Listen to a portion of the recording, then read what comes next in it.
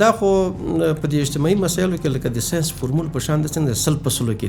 د خلک په یو نظر یعنی د اکثریت خبره چې مونږ کو اکثریت د سیاسي شعور ته رسیدلی سیاسي بلوغ ته رسیدلی چې نه غواړي افغانستان کې نظامونه پر لپسې ډول باندې سقوط شي نو دې نظام د سقوط تجربه نه غواړي چې بیا دا سقوط شي د اصلاح او د پرمختګ د پیاوړتیا هیله لري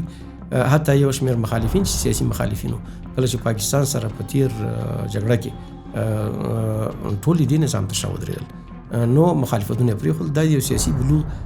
استازولي کوي اوس هم ځینې خلک شته ده چې مخالفتونه کوي یا د څوکۍ غم ورسره د څوکۍ درد سره ده د څوکۍ درد له ډېرو دردونو د غاښ درد د نس درد د غوږ درد نه چې ډېر شدید دردونه دي څوکۍ درد ډېر خطرناک ده اوس موږ په دې هغه کې 15 کلونو کې محسوس کړ هغه څوک چې 10 کاله 20 کاله په دې څوکۍ باندې روږدي شوي وو اوس چې لرې شول هغې فکر کوي چې موټو بازو یې پرې شوی نو هغه ډېرې چغې وایي دی وایي هغه چې د ملت استازولي نشي کولی ملت دا ده چې ملت اوس دغه د خاموش ده بغاوت نه کوي هلته ډېرې ستونزو سره چې کله د فقر مسله مطرح شي یا نور مګر نظام تر شا څخه ودرېږي چې پوه شي چې د تر نه نظامه یو هغه نیمګړی نظام هم ښه دی نیمګړی نظام به ته پیاوړی کړي چې نه نظام یې هغه به اول جوړی نو اوس دا یو تجربه ده نو دا جګړه چې دا یو څه ګټې هم لري زیانونه هم لري زیانونه خو یا محسوس دي جګړې زیانونه مګر په دې منځ کې بیا که ته غواړې شخصیتونه وتلې معلومې کړي دا ډېره ګټه لري یو شاعر ویلي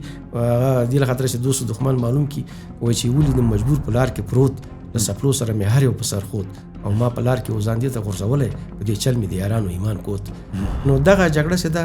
له زیانونو تر څنګ دغه هغه لري دا ګټه لري چې دا د هېواد داخل کې